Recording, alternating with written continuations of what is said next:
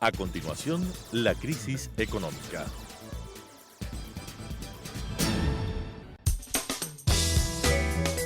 Clasificación B, bajo supervisión de un adulto.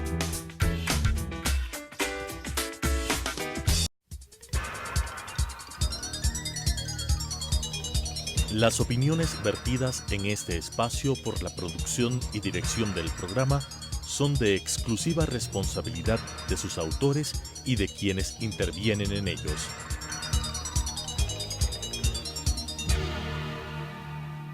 Telesucesos Canal 29 UHF presenta La crisis económica, asuntos de tipo económico, financiero, fiscal, competitividad, sector externo, cómo restaurar los equilibrios macroeconómicos del país, cuáles son sus soluciones para restaurar no solamente los equilibrios, sino iniciar la recuperación económica que todos los ecuatorianos queremos en este país, con la conducción del economista César Robalino Gonzaga.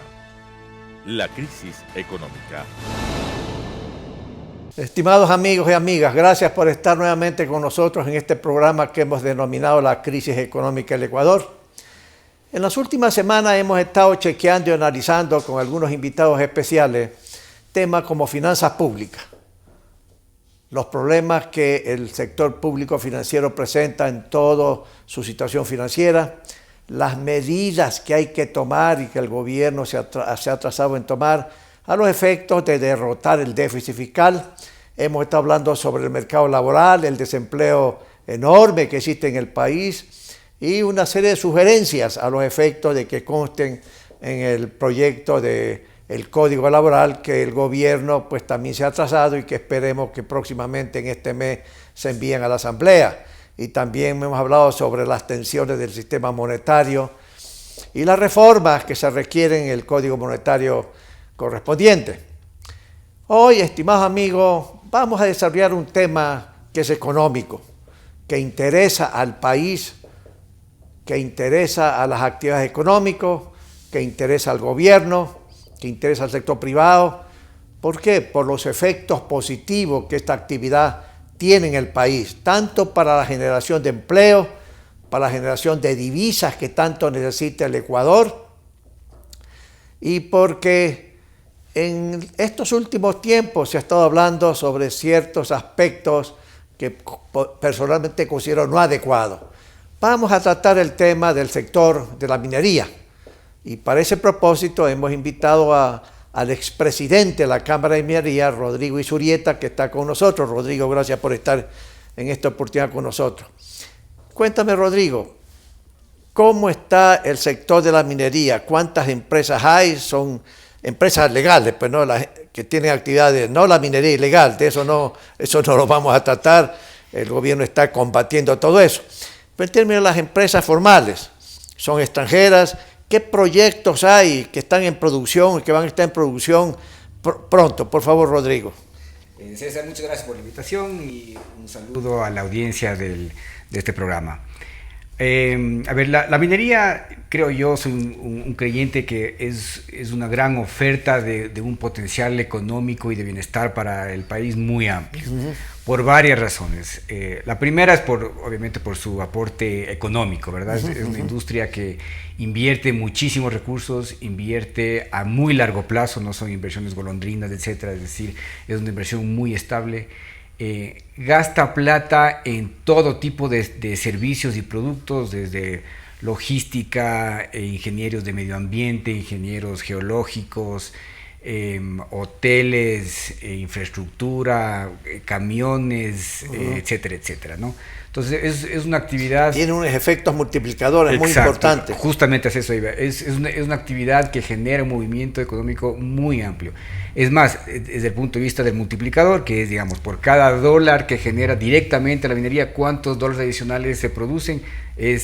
Tiene un multiplicador de 1.7. Es el segundo multiplicador más alto de cualquier industria en el mundo. Es decir, cada dólar que se le permite generar a la minería o que produce la minería genera 0.7 dólares adicionales en otros campos. Genera trabajos de muy buena calidad, bien pagados, con entrenamientos obviamente afiliados al IES, estándares de seguridad, etc.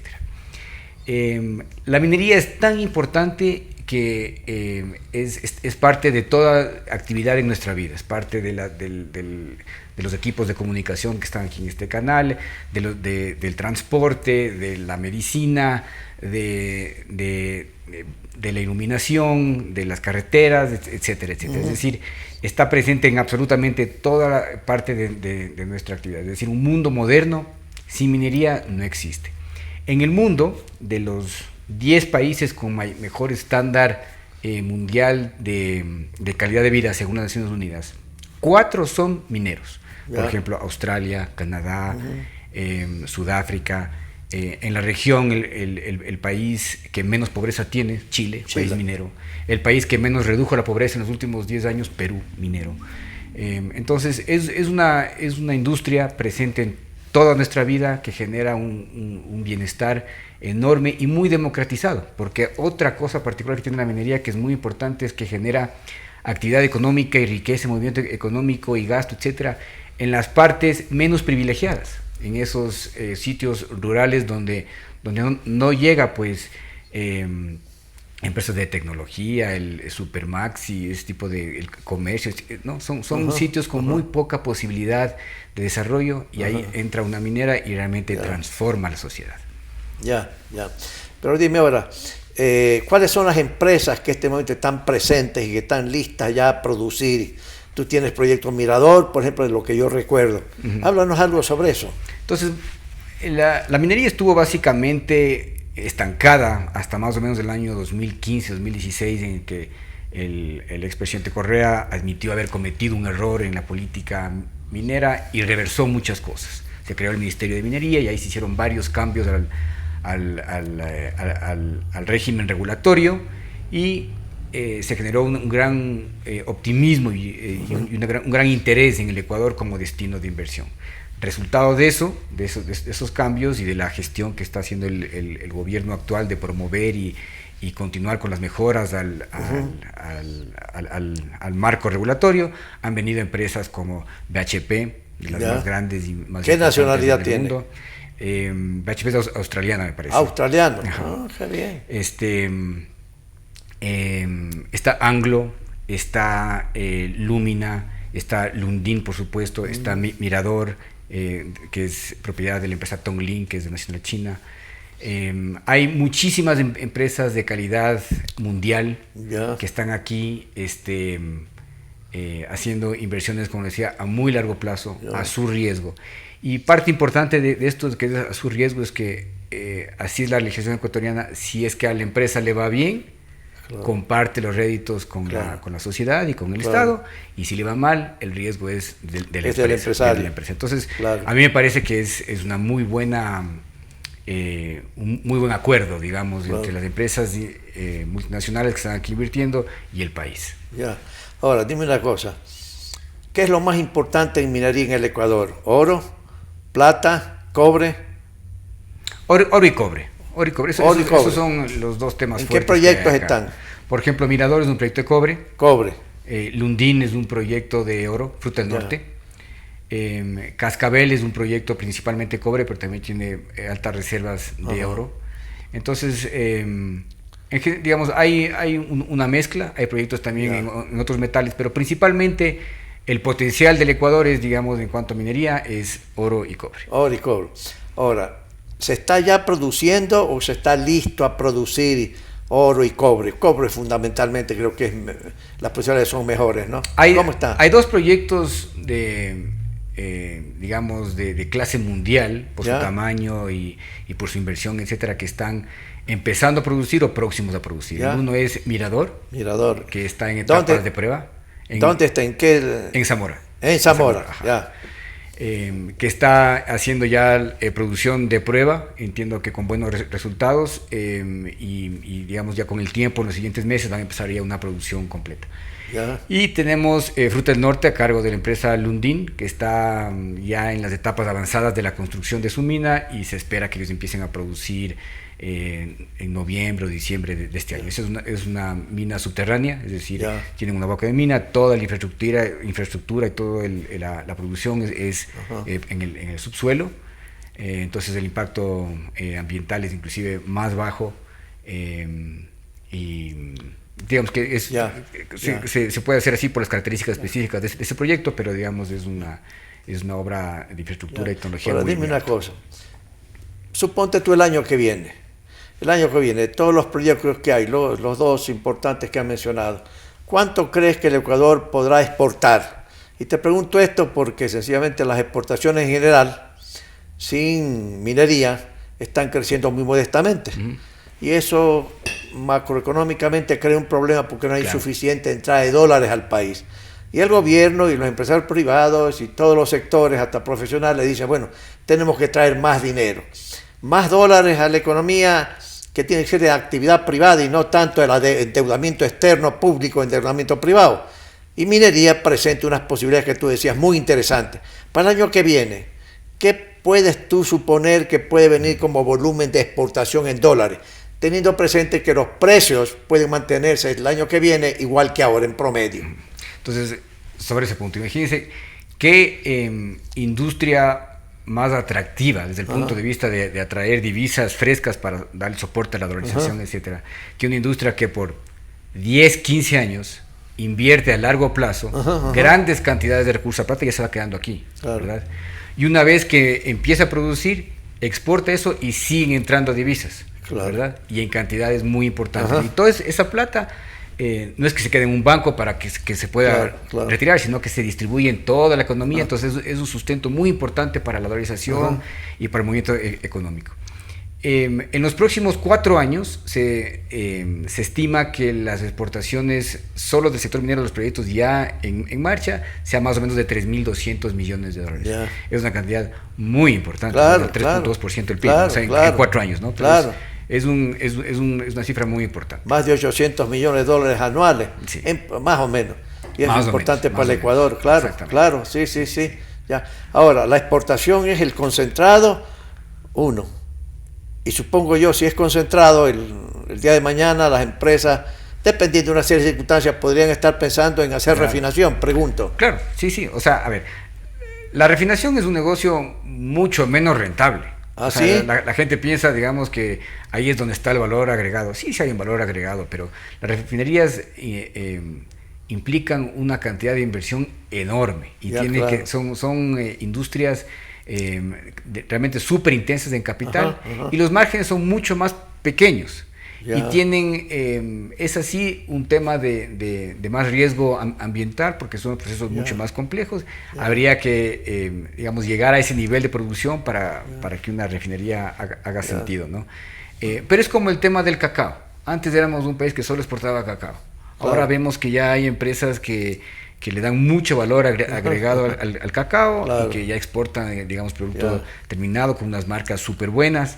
Lo mismo puede pasar en minería, es decir, se empieza exportando la materia prima, luego se le comienza a dar más valor agregado, concentrados, etcétera, refinación, inclusive ya productos terminados más avanzados. Pero todo tiene que ir paso a paso, ¿verdad? Uno no puede saltarse y empezar a exportar el producto, digamos, una tubería de cobre, una llave especializada, sin pasar por los otros pasos, ¿no? Ahora dime, ¿cuán serio tú ves la minería ilegal? Que el gobierno se supone que está haciendo un esfuerzo para combatir eso. ¿Pero tú crees que eso encierra peligros demasiado graves en general en el país? Pregunto. Sí, la minería ilegal es un problema muy serio.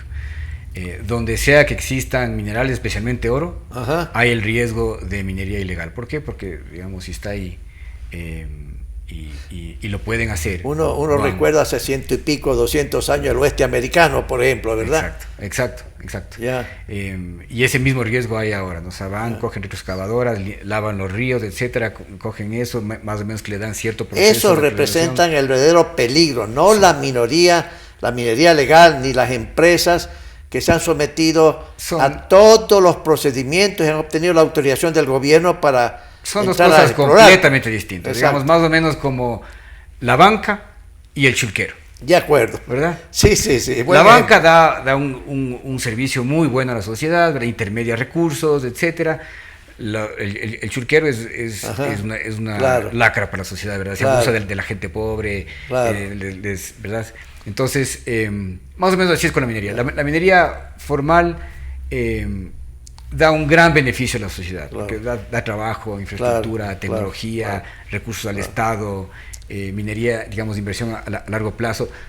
Todo esto son beneficios muy importantes. La minería ilegal, eso sí contaminan, eso sí, digamos, siempre van asociados con otros delitos, Ajá. lavado de activos, trata de blancas, o sea, Claro. es un problema desde el punto de vista de seguridad nacional muy importante. Pero son dos mundos completamente Totalmente distintos. diferente. Ahora dime una cosa, ¿qué puedes tú sugerir, conocedor del tema, al gobierno en este combate, esta lucha contra la minería ilegal? ¿Qué acciones más hay que tomar para ir neutralizando toda esa actividad minera ilegal y evitar todos los problemas graves que se presentan, de los que tú Sí, has mencionado solamente sí. algunos? ¿Qué sugieres? Dos cosas. En el uno es lo que lo hicieron muy bien, por ejemplo, en el caso de Buenos Aires, ese es exactamente lo que hay Ese que es el hacer. norte del país, Ajá, Imbabura. Imbabura, donde hubo un descubrimiento, ¿verdad? Se enteraron los mineros ilegales, invadieron la zona y eso se convirtió en un problema de seguridad nacional y de conflicto y de violencia increíble. El gobierno lo manejó muy bien. Imagínense que desalojaron 10.000 personas, alguna cosa así, sin violencia, sin heridos. Lo hicieron realmente muy bien. Pero el otro tema que yo le sugiero al gobierno que lo haga, y de alguna manera sí lo está haciendo, es incentiven la minería formal.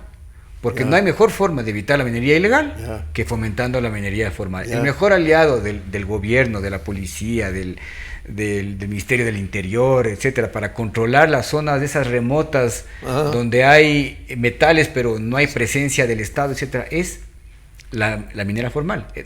Todas las mineras tienen un contacto muy cercano con el gobierno, tienen que reportar permanentemente las cosas que ven, las cosas que hacen, los impactos sociales, los impactos ambientales, cómo usan el agua. Es una industria hiper regular. Entonces, es el mejor aliado de un Estado que quiere tener control sobre su territorio, especialmente en el área de minería, es la minería formal.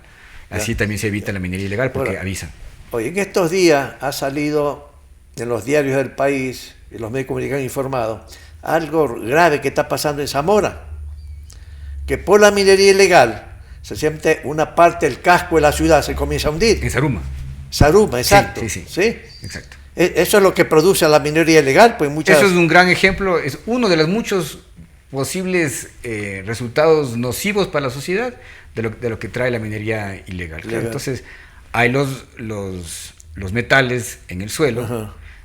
Uno puede pararse de cabeza y decir que no se exploten, se van a explotar. Claro. Y ahí está el ejemplo. O sea, por más control que se quiera tener, siempre va a haber el incentivo de explotar eso. Y los resultados son que se puede hundir la ciudad. O sea, es un tema bien complejo, pero nuevamente, eso es minería ilegal. Nada que ver con la minería formal. Es más, la minería formal en el mundo tiene ejemplos de unas minas enormes a cielo abierto a 5 kilómetros de una ciudad de 200.000 personas. Es decir, la minería formal lo sabe hacer y lo hace muy bien, sin estos riesgos. Es la minería ilegal lo que es otra cosa. Claro. Ahora dime una cosa, desde el punto de vista de métodos, de tecnología, en los procesos de exploración, producción de oro, cobre, etcétera, ¿cómo ha cambiado hace 50 años? Porque hay unas personas que dicen, no importa que sea minería legal, no importa, eso daña el medio ambiente, que los ríos, etcétera, etcétera, etcétera. ¿Cómo ha cambiado las técnicas y la metodología? Porque entiendo que ha habido un progreso enorme en los últimos 50 años que permite minimizar los riesgos. Háblanos algo sobre eso, por favor. Es básicamente, uno puede imaginarse que lo mismo que ha pasado en medicina, cómo era medicina hace 100 años y lo que es ahora. En transporte, digamos, cómo se transportaba uno hace 100 años y cómo lo hace ahora, desde el punto de vista de seguridad, de eficiencia, eficacia, etc.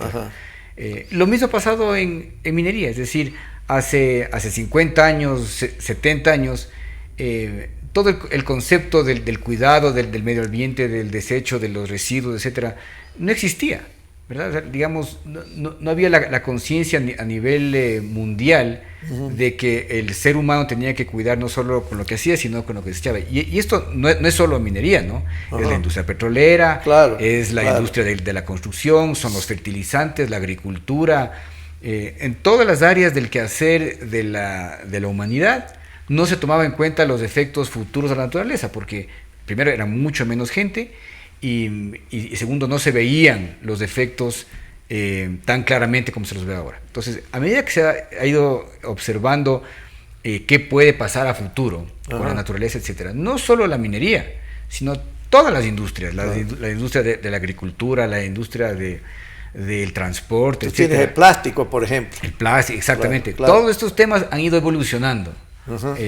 Todas las industrias han ido evolucionando para tomar en cuenta los efectos, las externalidades se les llama, ¿verdad? El efecto que puede tener sobre el resto de la sociedad. Y ese tema está súper regulado y súper bien implementado. O sea, por ejemplo, yo no veo que Canadá y Australia son dos países mineros enormes, ¿verdad? Tienen una producción de minería brutal. Yo no veo pues que haya un desastre ambiental brutal. Más bien los dos países tienen una calidad de vida envidiable. Tienen mucho más alta expectativa de vida que el Ecuador, por ejemplo. Entonces, no hay una disyuntiva, es una disyuntiva falsa. No hay una disyuntiva entre salud, medio ambiente, etcétera, y minería. Más bien todo lo contrario. Van de la mano. ¿Cómo quiere el mundo pasar a reemplazar la energía fósil, es decir, digamos el petróleo, la gasolina, con energías renovables, ¿verdad? La electrificación de la energía. Bueno, para eso se van a necesitar cobre y muchísimos otros metales más. ¿Quién los va a proveer? Claro. ¿Verdad? La minería. Entonces, la minería es muy consistente y amigable con un mejor medio ambiente, un mejor cuidado a la naturaleza y un mejor estilo de vida. Y eso lo vemos, como digo, en Australia, Canadá, Chile. Por eso te iba a mencionar, en América del Sur tenemos Chile, tenemos Perú y tenemos Colombia. Exacto. Ahí no han habido pues tan intensamente los problemas que comienza a ver en el Ecuador, que el prefecto provincial de Los Reyes está movilizando a la población para presionar a la Corte Constitucional que diga, sí, señores de la SUAY, vamos a la consulta popular para ver si es que se permite la minería o no metálica en el Azuay. En Chile, en Perú, cuéntame la experiencia ahí y Colombia. No ha pasado nada de esas cosas graves, ¿verdad? En Chile está completamente consolidado el marco regulatorio de minería, ¿no? Entonces ahí, digamos, no hay duda de que es una actividad bien regulada, legítima, que apoya la economía, etc. A nadie se le va a ocurrir comenzar a hacer en Chile una consulta popular para declarar prohibida la... Prohibida, claro. Sí. Prohíba todo, ¿por qué? Porque y prohíba. En Chile la exportación, el volumen de exportación con respecto al total de exportaciones chilenas es un porcentaje interesantísimo, ¿no? Claro, sí, o sea, el aporte directo de la minería en Chile es del 16% del PIB, 15% del extraordinario. PIB. Es enorme. Extraordinario. O sea, en Perú es del 9%. En Ecuador, que tiene un potencial geológico similar, es 1%. 1%, sí. O sea, dependiendo si uno cuenta solo la parte de producción o la parte ya de refinería, cosas así, varía un poco, pero digamos 1%. Claro. Es bajísimo, aquí hay muchísimo potencial para que ese puede ser el motor de la economía a futuro. En Colombia, lo que me preguntó hace un momentito, hubo este mismo debate, ¿no? Que si es que consultas regionales podían prohibir una actividad a nivel nacional como la minería.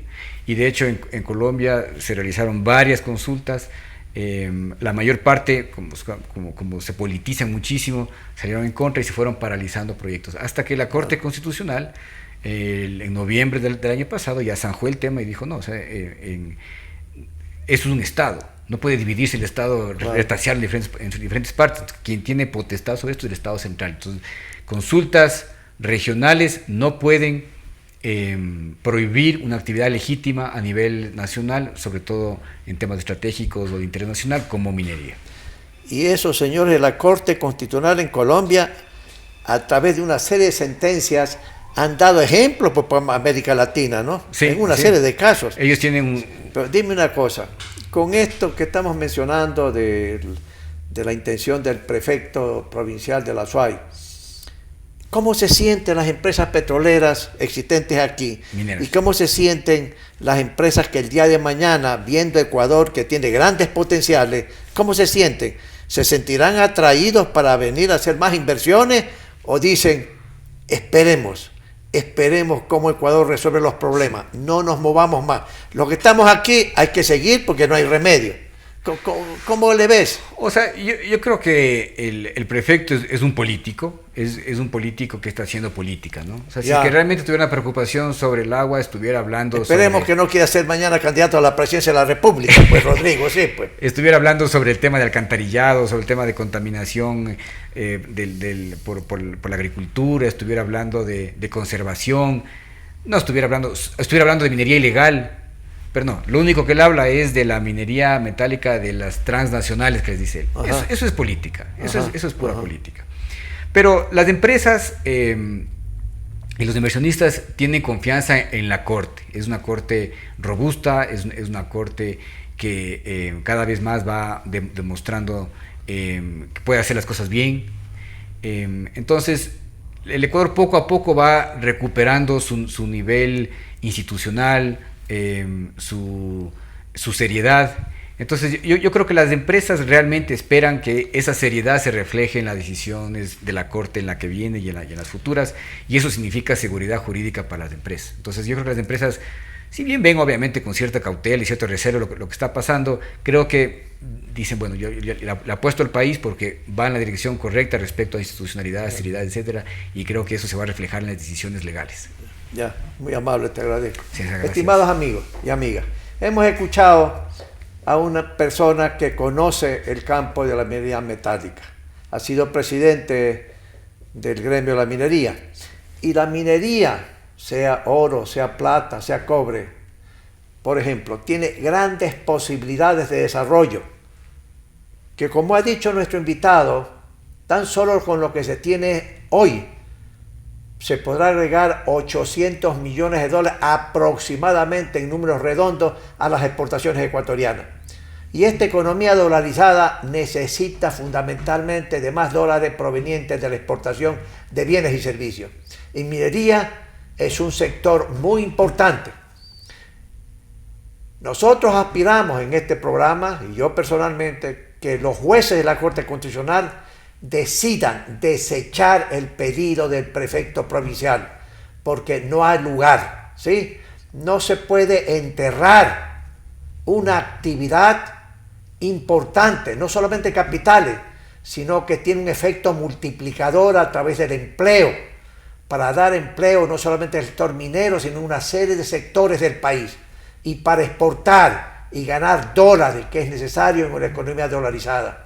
Así que confiamos en la decisión de los jueces de la Corte Constitucional. Estimados amigos y amigas, gracias por estar con nosotros nuevamente y estaremos con ustedes la próxima semana. Las opiniones vertidas en este espacio por la producción y dirección del programa son de exclusiva responsabilidad de sus autores y de quienes intervienen en ellos.